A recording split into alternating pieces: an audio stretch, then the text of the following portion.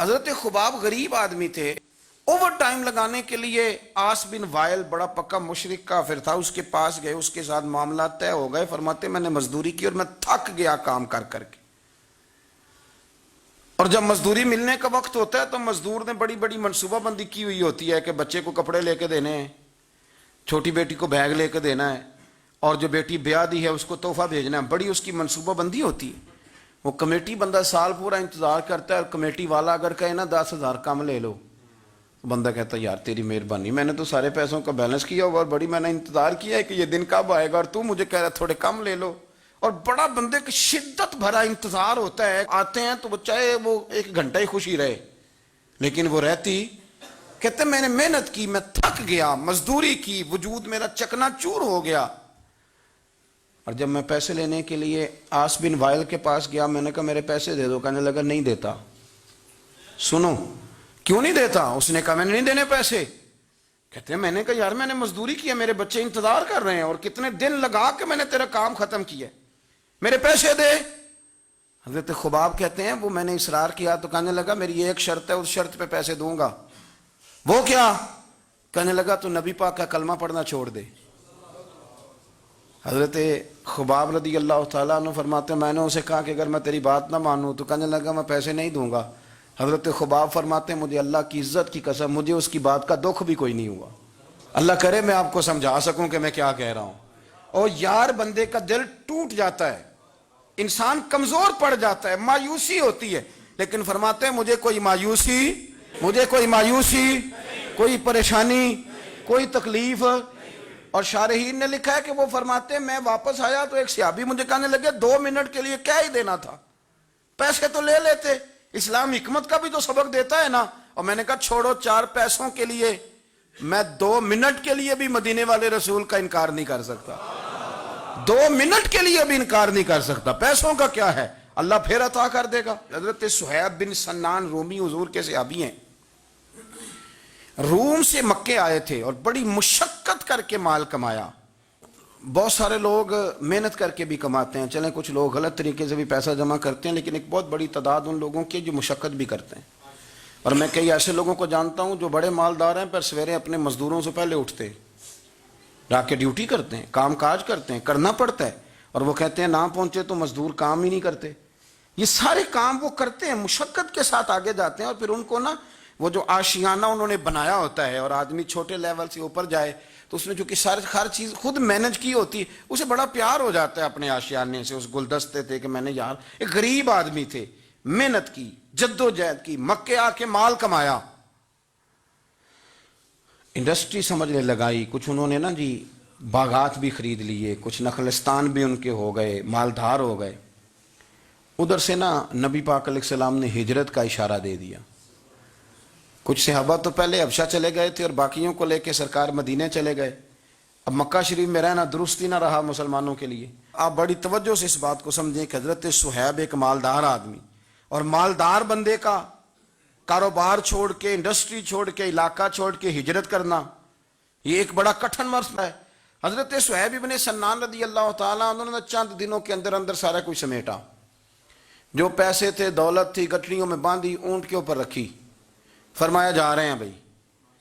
اور جب آپ مکہ مکرمہ سے نکلنے لگے تو ابو جال بہت سارے لوگوں کو لے کر کے آ گیا, کہنے لگا آپ کو نہیں جانے دیں گے, آپ ادھر ہی رہیں. اور یہاں ایک میں معاشی بات بھی کر دوں, ہمارے حکمران معیشت کی بڑی بات کرتے ہیں. ابو جال جاہلوں کا باپ تھا, اور اسے بھی اتنا پتا تھا کہ انویسٹر کو ملک سے بھگایا نہیں جاتا, یہ اسے بھی پتا تھا. اس نے حضرت صہیب ابن سنان کو یہ آفر دی, یہ واحد بندہ ہے جسے آفر دی. کہنے لگا صہیب ہم تمہیں تنگ نہیں کرتے, تم مکہ شریف میں رہ کے اپنی مرضی کی نمازیں پڑھو, اپنے طریقے پر عبادت کرو, پر مکہ چھوڑ کے نہ جاؤ. حضرت صہیب کہنے لگے میں مکے جن کی وجہ سے رہتا تھا جب وہی نہیں مکے رہے. آپ سمجھے میری بات کو؟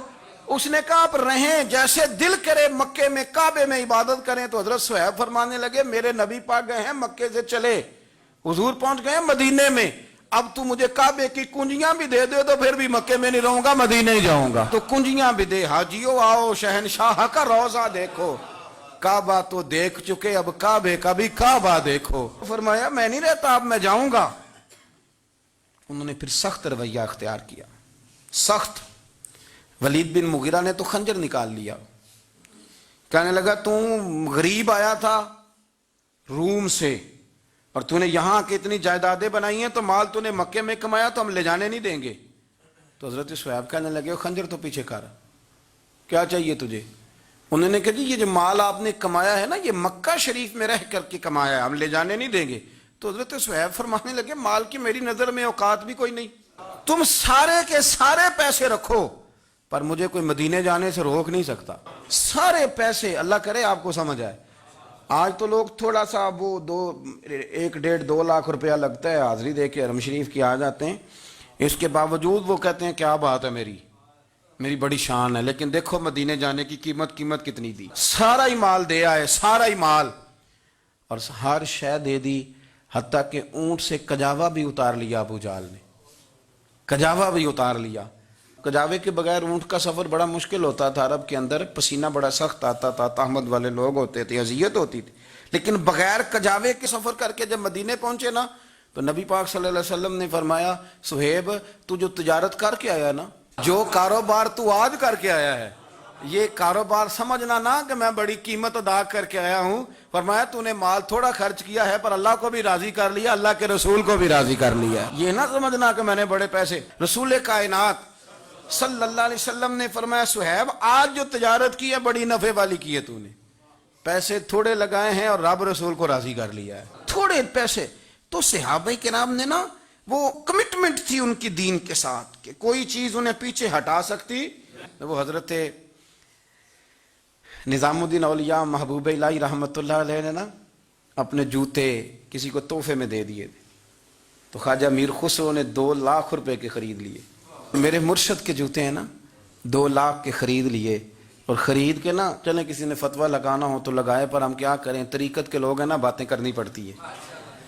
امامہ شریف کے اندر جوتے رکھ لیے، ٹوپی کے اوپر ایک جوتا ادھر رکھا ایک ادھر رکھا، اور اوپر پگڑی باندھ لی، اوپر پگڑی شہر تیرے دے ٹکڑے منگ ساں تے تیرے کتیاں دے پیر چومے ساں، اوپر پگڑی باندھ لی۔